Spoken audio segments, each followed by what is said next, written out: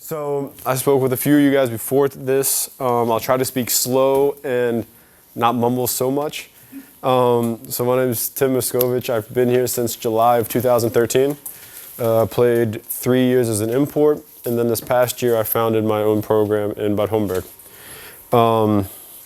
Special teams is something I hold relative close to heart. I'm an offensive guy normally, but I realized in college I had a special teams coordinator that really showed me and opened my eyes to that how much easier a good special teams makes my life as a quarterback. So I was like, awesome, love it. You can get field position. If you don't have to start inside your own 20, life's awesome. You know, that's the best thing in the world. And as I came here, in most organizations, no one really, like, who has a special team coordinator in their program? Exactly. If you're a position coach, become a special teams coordinator, and then you gain your way up. But special teams can really make a huge difference. And one of the biggest issues I saw when I came here was that everyone would go online, Google special teams kick return playbook, and they would take something from the US. They would try to set a wall on a punt return. They would try to do this. They would try to do that. Okay, that works in the US because you practice 6 times a week. Here you practice twice a week. And at best, you put 30 minutes a week to special teams. At best. Most say, okay, end of practice, we kicked 3 field goals, special teams were good. That just doesn't work because special teams is a third of, actually not a third, it's a 1/5 of football. If you look I'm doing this thing right now in Hessen, and in 2015 in the GFL1, 20.8, so 21% or something like that, of the plays in the GFL1 were special teams plays, whether it was kickoff, kick return, field goal, und so weiter. Punt return, 21% of the plays that occurred were special teams. That's a pretty big chunk. And if you can win those, maybe you only return to the 30 or the 35, but that turns into field position. Or you break that one kick return. You know, there's nothing worse than standing on the sideline and watch the other returner return the ball to your 40 or return it to the 50. A nice 40, 50-yard return, that's heartbreaking. So what I did when I was in GFL 1 South was we had a coach that was like, oh, I know special teams, I'm doing this, I'm doing that. He tried to set a return with a wall. I'm like, okay, that's beautiful, that's fantastic, but none of the punt teams we play against actually run downfield. They don't even bring anyone. They snap the ball and then they give a little 50% effort. So why would you run this return against them? So what I did was I was like, okay, I'm going to take special teams as I know it and adapt it to fit the German game. So that's what I did, and it took a while. And then I had one scheme, to be honest, and then this past season I changed it again because I was, as all coaches, you always have to continue to learn. And there was I was reading an article, and that kind of changed how I ran our kick return. So here you can see that was a middle return. That's what we started with. I like the middle return. The returners don't like the middle return because they're afraid to get hit from both sides. So that didn't really last too long. But as you can see here, it's very unconventional in the sense that we have 1, 2, 3, 4, 5, 6, 7, 8 guys within 15 yards of the ball. And why is that? Most normally run like a 5-3-2-1 or a 5-2-2, 1-2 or some nonsense. The reason for that is very simple. In this sense, they're 10 yards away from your front line. You're standing 10 yards away. Most of us have played at some point, or we've seen enough football to understand that blocking someone in a 10-yard box is a hell of a lot easier than blocking someone after they have a 20-yard head start. Because if I'm standing here and someone's running 20 yards at me, I don't want to mess with them. You're never going to win that battle. So what the idea was, bring these guys as close as possible, but still allow yourself to cover the space necessary in case of sky kicks to pick up the most blocks. So I said, that's brilliant. And he had his statistics saying, I did this, I did that. The block rate improved. Because what is a kickoff return? We want to initiate the most blocks to allow our returner to be in space and make plays. So that's what we did. This past season, we installed this, and it worked quite brilliantly because these guys didn't really have to do anything. They didn't have to chase the guys. They pretty much were this far away and said, okay, let's go, let's dance. And it really, really helped. So from the middle return, I'm not going to talk too much about that because I'm going to guess for your teams the middle return also isn't going to be something because the returners always end up going to the sideline anyways. And that was my thing. I said, go to the middle, go to the middle. And they just kept going to the sideline. So I said, okay, I'm not going to fight this anymore. We're just going to go to the sideline then. And so what we did was we set up this sideline return. The sideline return, basic one, what we did was always just return to our sideline because the returner is safer on our sideline.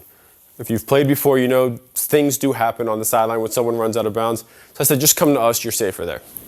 So what we do is a real simple scheme. We just wall off and ride out. The purpose of this is we want to create a curve with this sense where our returner can just run free to the sideline. So there's certain people, you have 10 guys against 11 in kickoff return because you have the returner with the ball. He can't block anybody. So what we did was, who's not important? The kicker sometimes is a good athlete, but the kicker has to kick the ball and all that. He's normally going to be the safety. So we didn't worry about him. He wasn't that important to us. And if we're returning that way, if this guy down here, the last man on the opposite side makes the tackle, hoot up. He's earned that tackle. Okay, it happens. So what we did was we set ourselves up in a position where we could just, the best angle possible to make the easiest block. So we said, okay, how would that work? Number two, our wing on this side is outside of this number two. If we want to return this way, we just want to block everyone this way. It's simple logic. So what we did was we had our wing takes number two, our end takes number three, our tackle takes number four, our guard takes number five. We count on the backside, our guard takes number five, our tackle takes number four, our end takes number three, and the backside wing takes number two. The counting scheme, as you can see, we start at the kicker or we start at the sideline. However, which way you want to look at it, whichever way is easier. We say, okay, 1, 2, 3, 4, 5, kicker, 5, 4, 3, 2, 1. And that's how we pick our count. Our guys, when they're here, the most important thing is to communicate on this kind of scheme. Because this guy, they just go out there and they stand there. Then you have this guy and this guy blocking this guy runs free, or this guy and this guy blocking him, this guy runs free. It happens all the time. Just have your guys go out there, communicate, I got him, I got him. In this case, he can look at him and say, okay, this guy's number 40, I got number 40, you got number 32. Just say it. There's no real magic to it. You're not going to do some crazy blocking scheme. Just say who you have, everyone's clear, and go out and block the guy. With this, we have then the two backs leading through. Since we're not accounting for the backside guy, we just lead through. And this return allowed us, we had average field position starting around the 40 last year. So if you start every driver on the 40, that gives you a lot of chance to score points. If worse comes to worst, you don't set your defense up to fail. If you start at the 40 and you make one first down, your defense never has to start with their back against the wall. So it definitely helps out in the long run. With the positioning, you can see here it's the same on this one as well. We have our ends. They they're a little bit between the hash and the numbers. The problem is most fields in Germany, you won't have numbers, hashes, all that stuff pretty drawn on the field. That just comes with a pre-game walkthrough or something like that. Just give the guys a rough idea. As whoever's handling special teams in that game, you kind of just set them up and everyone bases off of that. You can then put the tackles on the hashes, the guards splitting the hash in the middle of the field, wings set up offside the ends, and the back set up off of between the end and tackle, and the returner is always back in the middle of the field. The main thing people say is, won't this allow for sky kicks in this sense? Not really. Because if they try to sky kick it here, your wings are back there. They can get on it, or the backs can come up and do that. It also, in that sense, is when they try to sky kick and try to drop it into one of these holes where someone normally would be in a conventional return system, you already have 6, possibly 7 or 8 guys picking up blocks. So for our guys, if they try to kick it in here high and short, they just give a sky call, and that means everyone just instantly go attack the player, and you just make a wall, and it allows for you to recover the ball. The returner, his job is just to catch it. The biggest enemy to a good kick return is the returner not cleanly fielding the ball. If he lets it bounce around or anything like that, that's 2-3 seconds that the kick team has to get down there. And that's the difference between him starting running with the opposing team around the 30 or him starting running with the opposing team around the 20. That will instantly, just not catching the ball will take 10, 15 yards easily off your kick return. Any real questions to kick return? I don't want to go too in depth on it. Most of you guys have got the PowerPoint so you can look at it. If you have any questions to go deeper into it, you can ask me. I'm going to talk a little bit about some drills later that will help pick up these blocks. But the main thing of this concept is to engage the most blocks as early as possible. Because if you stop these guys here at the 50, we'll say if you engage their kickoff team at the 50, that means the average kicker in Germany, regardless of the league, will kick it to the 10, the 15. If you field at the 10, you catch that ball at the 10, and we're engaging blocks at the 50, that means he has 40 yards of room to work with. Your returner should be one of the faster guys in your team. He's going to make it to the 25, the 30, maybe the 35. If you start average field position at the 35, it's a good day at the office, right? And that's one of those things. That's why this key of engaging the blocks as early as possible really allows for 5-10 yards success on your instant returns. And it makes it much easier to engage those blocks. So to the next phase, the kickoff.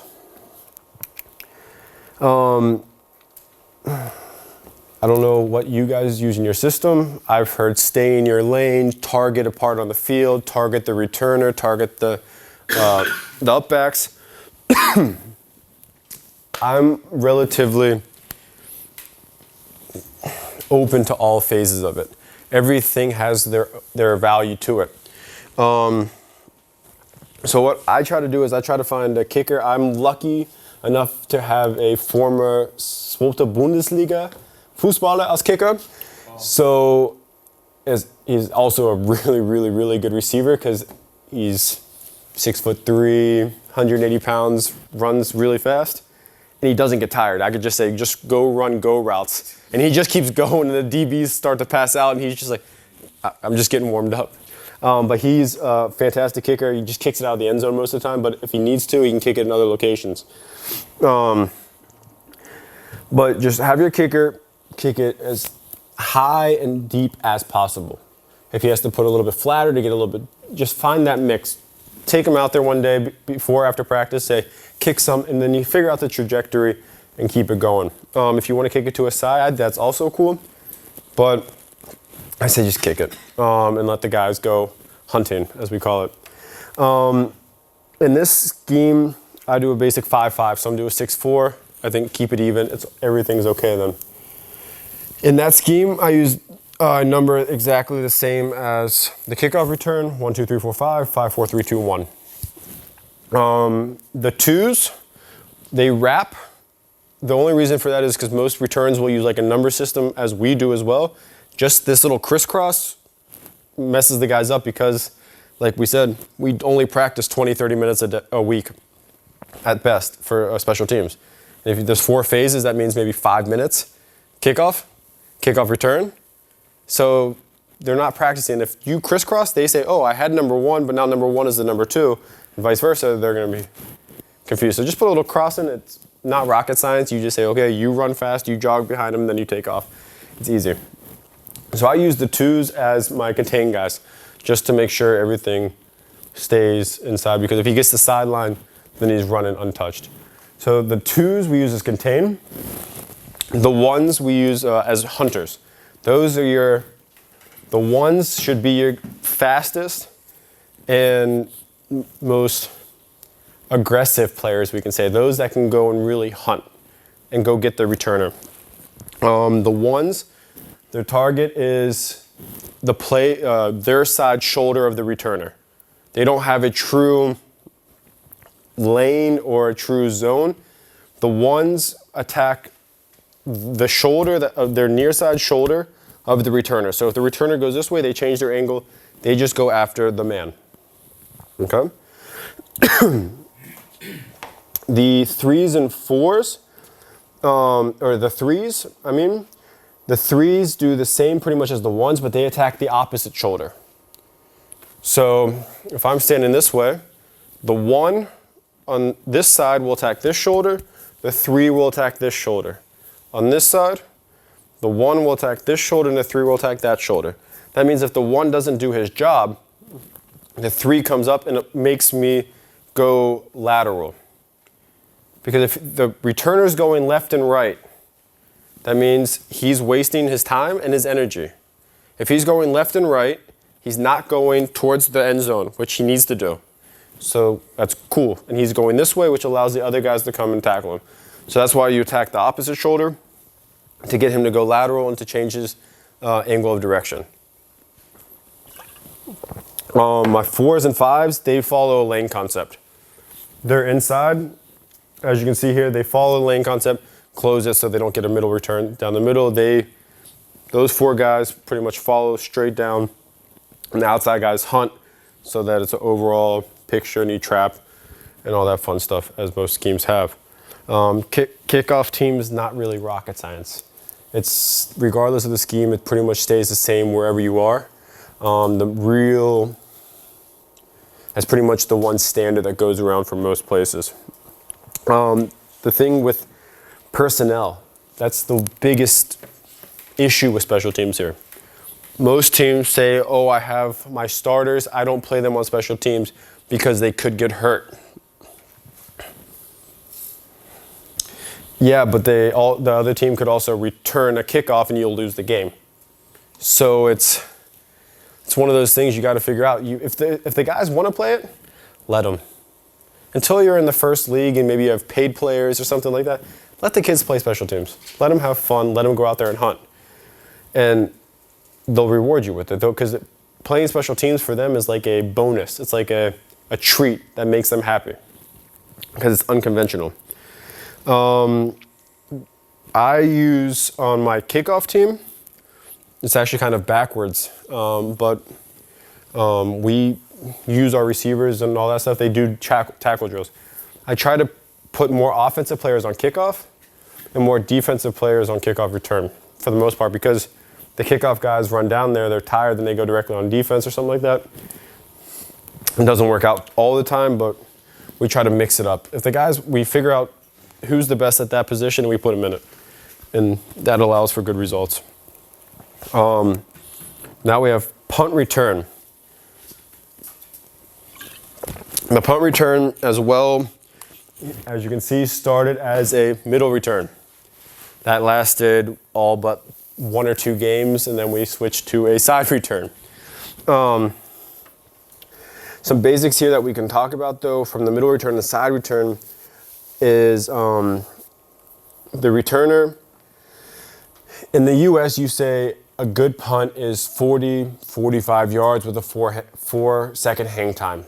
That means the ball travels 40 yards from the line of scrimmage and takes 4 seconds to get there.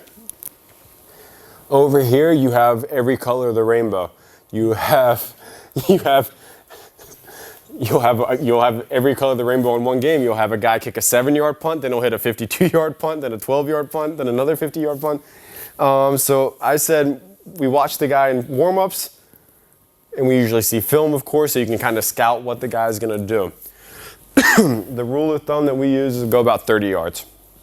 30 yards, and then you can back up 5 and just work with it. Or if we see the guy has a boot, then we'll bump it back, and you can come up and attack on it. The main thing for the returner as well as with the kick return is just catch the ball. All I ask is to catch the ball. Because if you let it bounce around, you get that one guy that hits a 27-yard punt, and you're like, oh, he shanked it. Then all of a sudden he gets a bounce for 25-plus yards. You're like, well, damn, I'm pinned inside the 10 now. That didn't work out too well. Just catch the ball. Even if a fair catch is A-okay. Even if you fair catch it, that's fine. But just catch the ball. And once you catch the ball, don't go left and right. Go forward. In this case, go down the middle, work back to the middle, go forward. Catch the ball and go forward. If you can, my thing is, if you can average 5, 7, 8 yards a punt return, the NFL average isn't even that. If you average 10 yards a punt return, that's a first down. That's a first down gifted to you.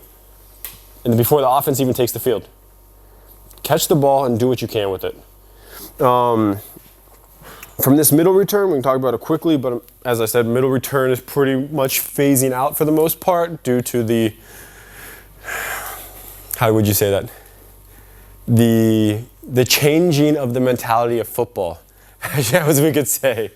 The middle return, gunners have inside leverage, run the opposite gunners to the sideline.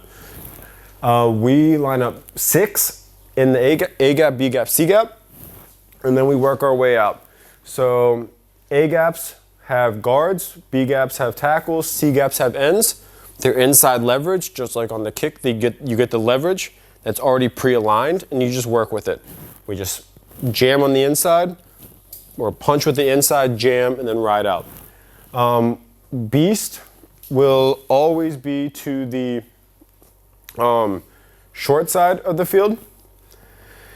He's about 3 to 4 yards off the ball, over top of the guard, and his job is the personal protector. So he's there, and then Zeus will be about 8 yards, and his job is the long snapper. But their main job is, since we do put the guys in the gaps, if any fakes go outside, he has outside contain, and he has outside contain. But then he's responsible then for the personal protector, and Zeus, because in Germany and most in America now, you can't touch the long snapper. Because his head's down, he snaps it, he puts his head down, you can't line up over top of him, he snaps it, gets out fast, and he's running downfield full speed. That's why he's at 10 yards, and he just sits there and waits for him. Because after 10 yards, his head's not downfield, and you can just smack him. So he sits there, and he waits for him to slow him down. Then the beast will release on the personal protector, who normally will be the second to release. And it's basically here, this method of setting up a wall return. Do you guys understand what I mean by a wall return? So when you have this punt team, here they'll take their 2 kick steps, they'll block, and then they run downfield and make their fan and they go.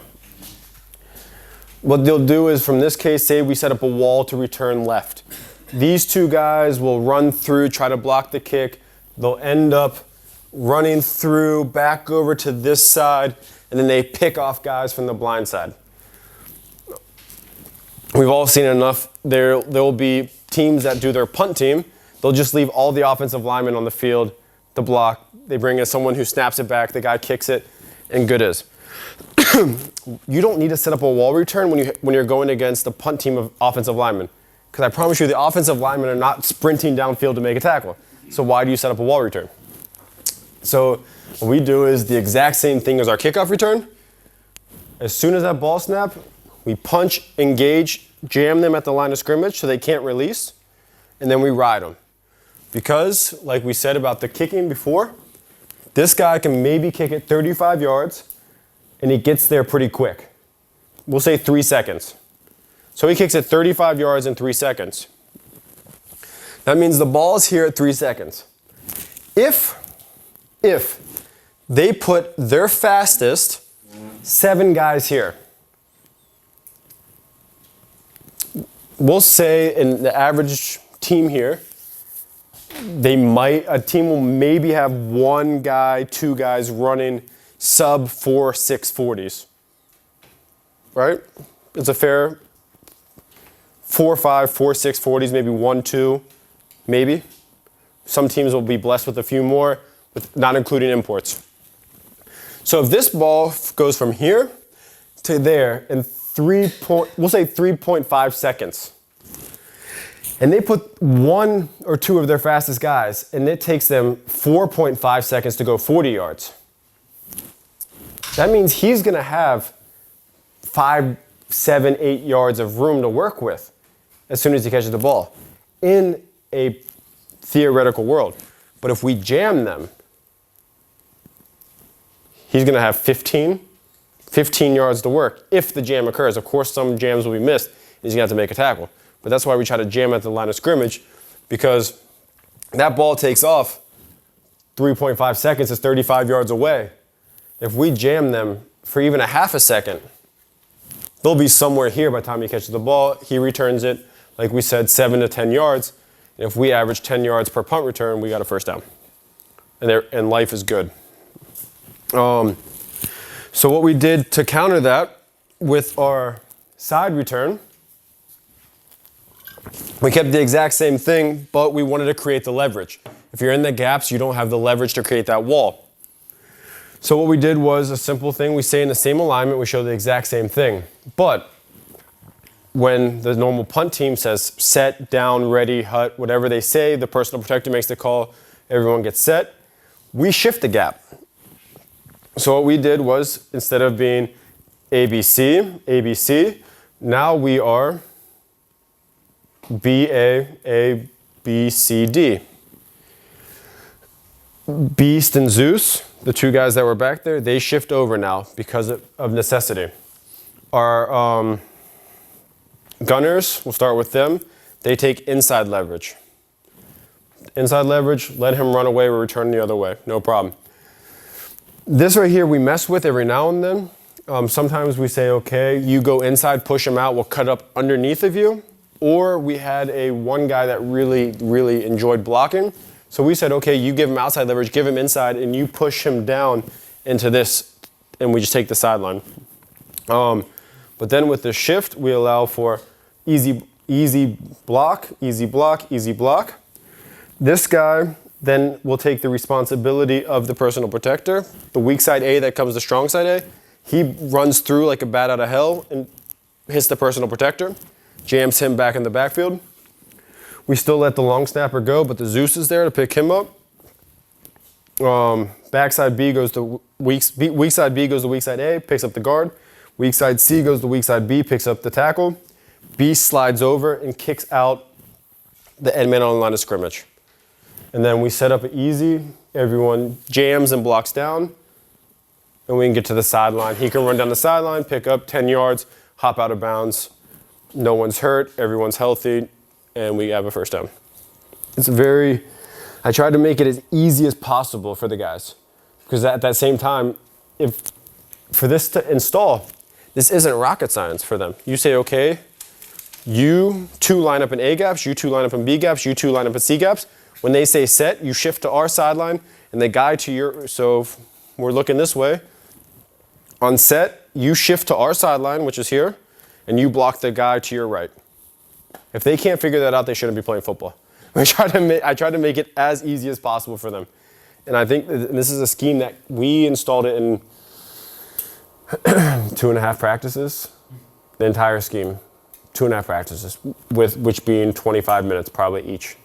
It was just very easy because it was just you line up here and you block the guy to your right, or the guy. If your sideline's here, you block the guy away from your sideline, and it's very, very easy.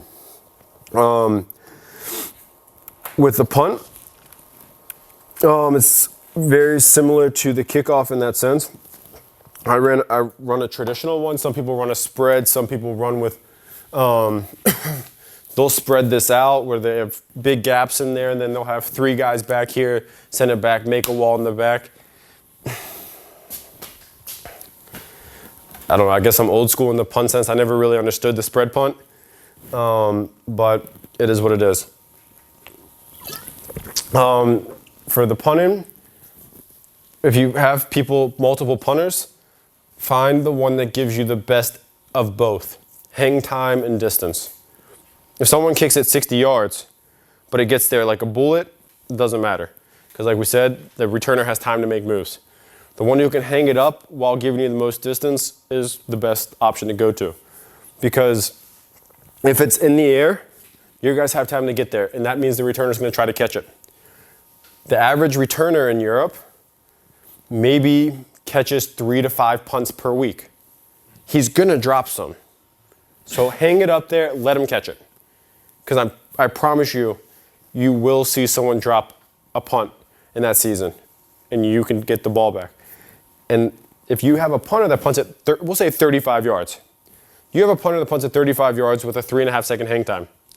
He hangs it up there, and the guy drops it. Your long snapper hustles down there and jumps on it. That's 35 yards. That's a hell of an offensive play right there. You just gained 35 yards on one play. That's a big play.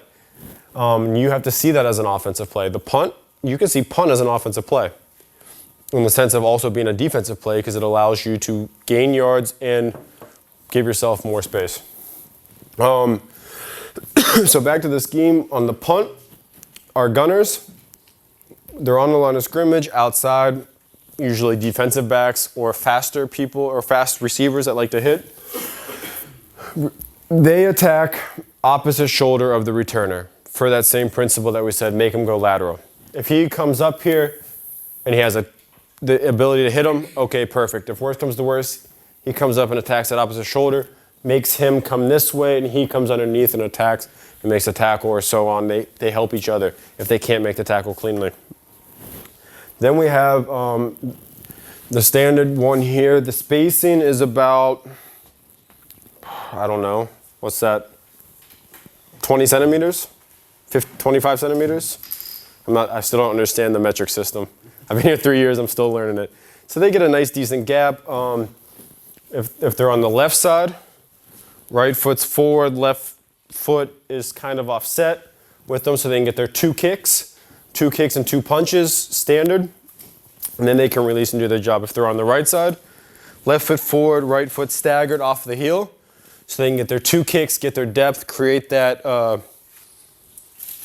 pocket, and then personal protector protects in the middle, and then they have a pocket, nice snap, kick, then they go hunt. In this sense, the wings will release out to a little bit inside the numbers. It's hard because there's no numbers on the field, so that's just a learning phase for them, and that's something you can do in practice. The tackles come slightly outside the hashes, which we all have. I think it's required by every Verband. Guards inside the hashes, long snapper, and the personal protector, they go based off the call. So the long snap, so pretty much everyone mirrors, wings, tackle, guards, they'll mirror each other. Gunners will mirror each other as well in that sense. The long snapper and the personal protector work with each other. Because you have the long snapper with his head down. And punt, it's very important because you're punting from a 12 to sometimes 15 yard deep thing. And if it's a terrible snap, that turns out from being sending the ball 35 yards in this direction to 20 yards in the wrong direction. So the long snapper puts his head down. His job is the snap. That's the most important part of his job. His job is the snap. For me, if he runs down there and makes huge tackles, I don't care if he makes a bad snap. Or I don't care if he runs down there and makes tackles because one bad snap is worse than 5 great tackles. So what they do is, it depends on where they align. For us, we align in both A gaps. Some teams don't align the A gaps, but what the personal protector's job is, we give a Leo call or a Ringo call. Leo left, Ringo right.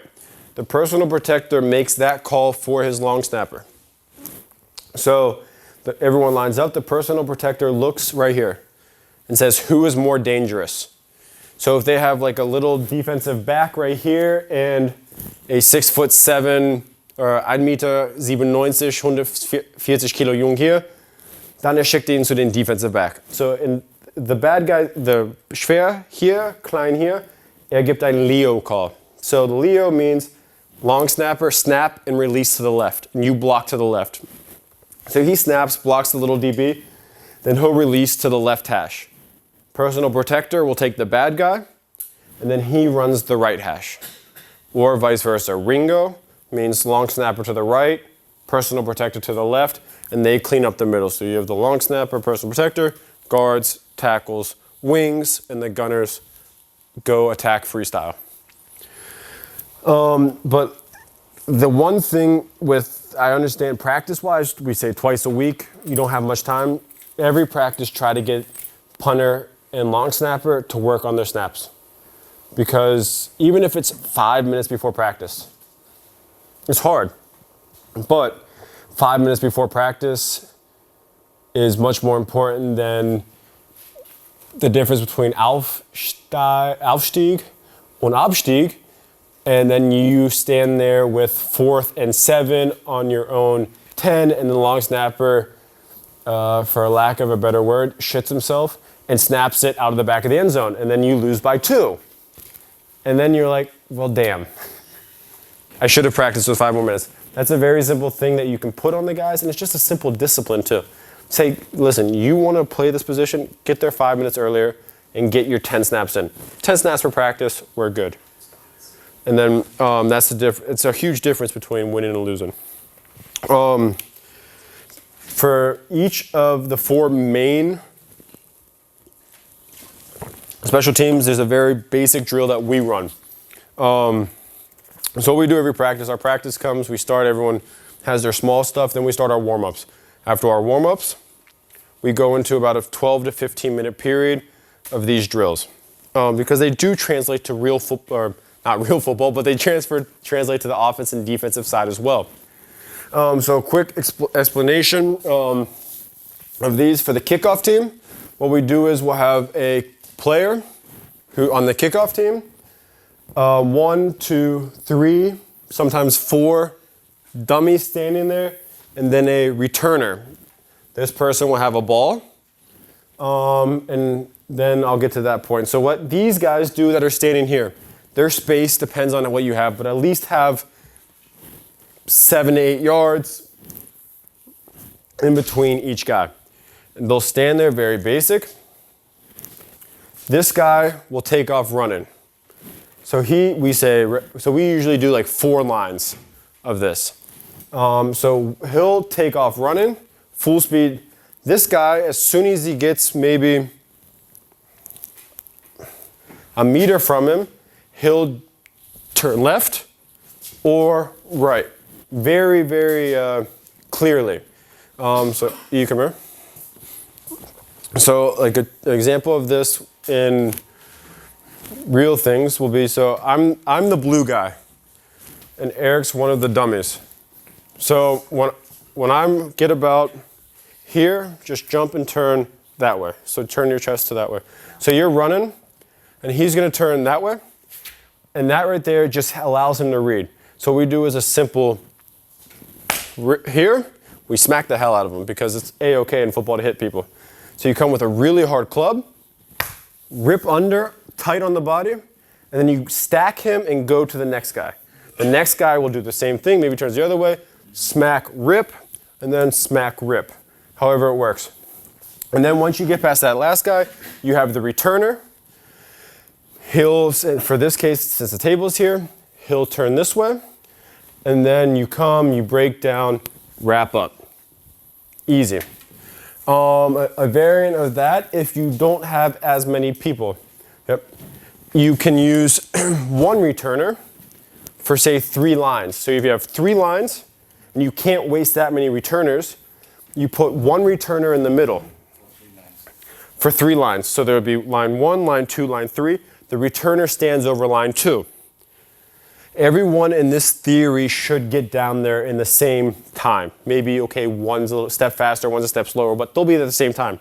And you use it for a basic trap drill, where the returner will dance around a little bit. He'll just run around and all that. And the players that are running down there, once they get there, they have to attack. And once they get within about 5 yards, they break down and they trap him. Everyone's seen on the shows with animals how the lions hunt.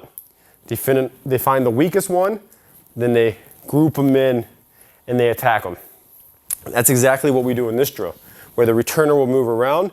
This line, they creep up on him, stay a little bit up, creep in. This guy controls them, and then they all get close enough and clap, and they all get him at once.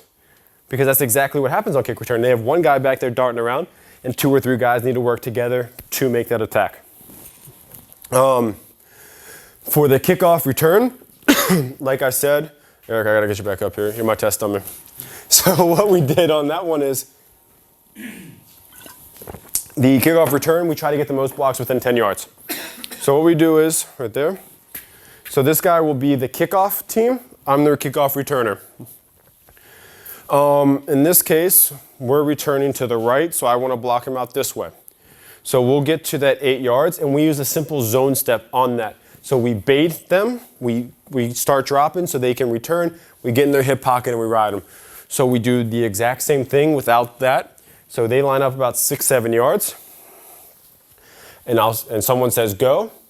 So go, he takes off, we zone, we bait, he gets there, and as soon as he gets close enough, we punch with this, the upfield arm, we punch in the chest, engage, and we ride him out. And we just run that for about 10 yards on the ride out, and then we're done.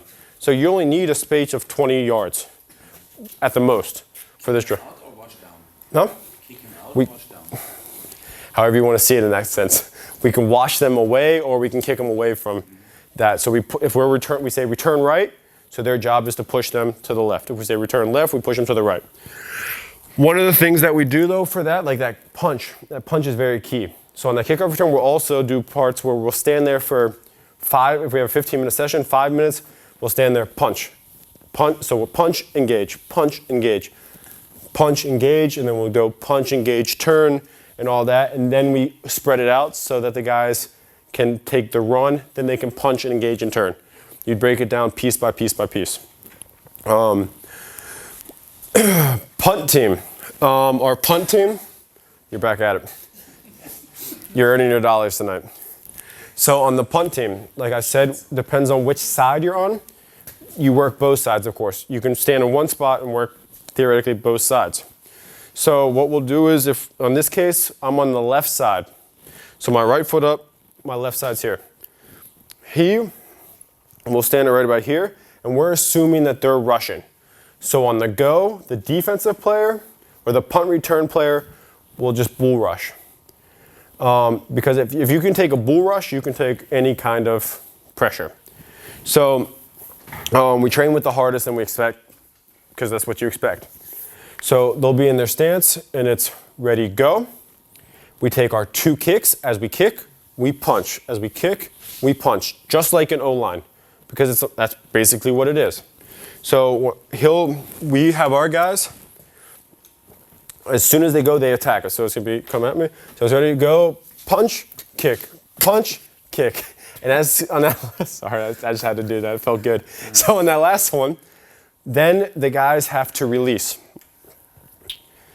It all depends on the system of how you're releasing, because it all depends on location. If he attacks this side, I have to release otherwise.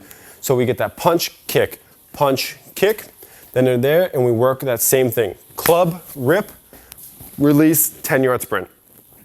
That right there, you only need a 10-yard window. So you can never say you don't have enough space or anything. You take the guys down there, you can put up 2 or 3 next to each other.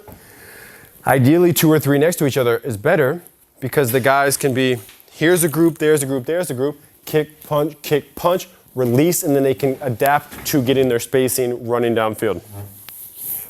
These are all really easy drills that take very little time. If you have defensive line guys, linebackers, club rip, they do that. Receivers, club rip on the release. Things like that can also play into the offensive and defensive side. And last but not least, punt return. That's my favorite one. So now the role's reversed. It's the exact same thing basically, but so he's now the punt team and we're the punt return. So it's a very thing. So he's in a stance, just getting a basic kick side stance, and we'll say here, and I'll say set. So we say if it's a return left or return right, we'll say set. We get our shift. We get normally the foot up to if we're returning this way, we get that side foot up. And then it'll say go. And we assume that most people will also do 2 kick slides on their punt team. So he punts, so he takes his 2 kick slides. We attack, we punch, and we engage, and we try to jam them. If we're returning this way, if we're returning to our left hand in the middle of the chest, right arm on the shoulder. And we engage them here. So they only really can mentally, because it's a quick reaction thing, they're gonna try to release to the right. We're returning this way, so we already got a half step. So here, he tries to release, we get in that hip, we wash them down or ride them out, however you want to say it, and then we run that out for 10 seconds, whistle blows, next group up, keep it going. Yep. And those are simple drills that don't really take much communication to set up. And we start that up with every practice, and it also gets the blood flowing, because all 4 of those drills require contact. And you know, I think we all have the same issues. You get to practice, everyone had work or school, or the half of them just sat on the couch all day. They get to practice the 20-25 minute warm up. They're still half-assing it, they're joking around. And then you go to indies and you waste 10 to 15 minutes of practice. With this, getting hit cranks the adrenaline up. You can't mess around in this, because if you do, you're gonna get thrown on your face. So that cranks the adrenaline up in that first period. That's why we go directly from our warm up to special teams. The last 2 phases we didn't talk about, because there is 6 phases of special teams. Field goal block. There's not enough time in the week to set up a crazy field goal block. Let's be honest with ourselves as coaches.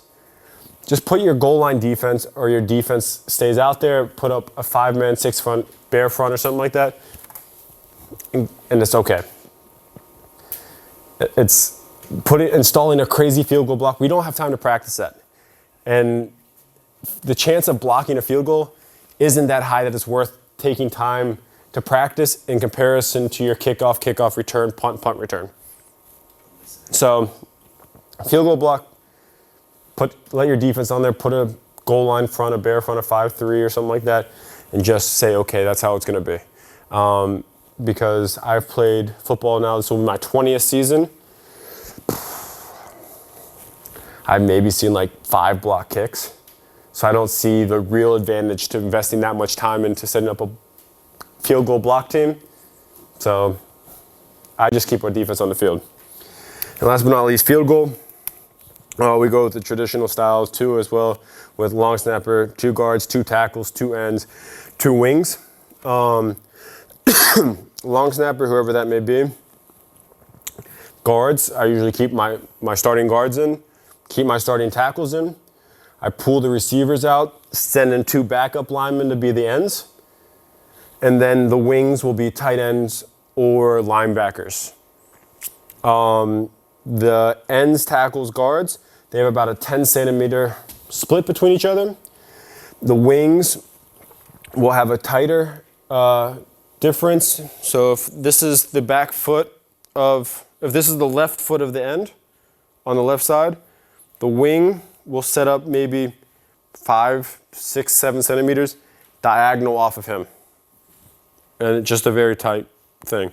The wings, since he's so close, he'll be angled to make the rush angle difficult. As everyone sees it, everyone does it. Simple step down. It's not rocket science. Step down and arm to the ass, or arm to the rear end, if that's more appropriate. And then he punches with his left arm if he's on the left side. Because that right here changes the angle for the punt block team if they're trying to block it. No one's allowed to come between this gap right here, between the end and the wing. No one's allowed there. Step down, close it off. That's why he's so close already. He steps to his foot, leans on him, and no one's coming through it, punches out to create a wider angle. And simple as it. The ends tackles guards, they have about a 10 centimeter split between them because they're bigger guys, they need a little bit more room. 10 centimeters, good enough. And as soon as that ball, everyone's eyes is on the ball, as soon as the ball snaps, everyone steps towards the long snapper, leans in, and closes down the gap so no one shoots through. This is another one. Long snapper, holder, get 10, 15 snaps in per practice. It doesn't take, if you say we'll do a high end equation, if you have like 3 balls at practice, which all of us have more than 3 balls for the team. If you have 5 balls, take 5 balls there, just rotate them through. Center to holder, holder to a coach. You can get 15 snaps in 35, 45 seconds. And if you don't have 45 seconds of practice, we have to talk about practice time management. That'll be the next one. So get in 10, 15 snaps for practice, just keep it going. And last but not least, special teams, as I said, is very, very, very important. You need guys out there giving 100%, no one tired, no one doing it just to do it. Find the guys that want to do it and put them out there and let them go have fun. And for the guys, really preach not to slack off and don't take it as a joke, because most of the brutal injuries I've seen in football have occurred on special teams.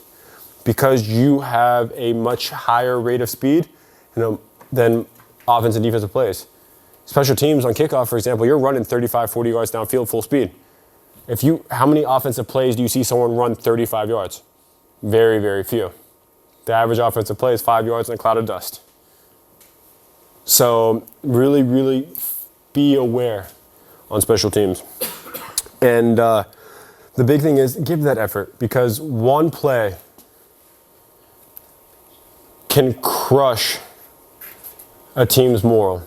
If you set that return up, say your offense is just not firing, your defense is barely holding on, 7-7, fourth quarter. You get that return set up where you return the ball to the 50 to midfield. That other team's like, well, damn, we just lost the game. Maybe they didn't, but they're thinking that. Your offense says, well, damn, we just won the game. They come out happy, the defense comes out sad, and 9 times out of 10, your offense will put points on the board in that case. And last thing, play with passion and play with fire, #fire. Just keep fighting, and it'll be good. And that's about it from me. Any questions? Did I talk too fast? Confuse you? So with that, just if you guys need it, just let me know. I'll give it to you. That's a very simple scheme. If you don't have a fixed scheme or anything, I can promise this one works. And it doesn't take much energy or time to install. So if any of you have questions, let me know. Thank you.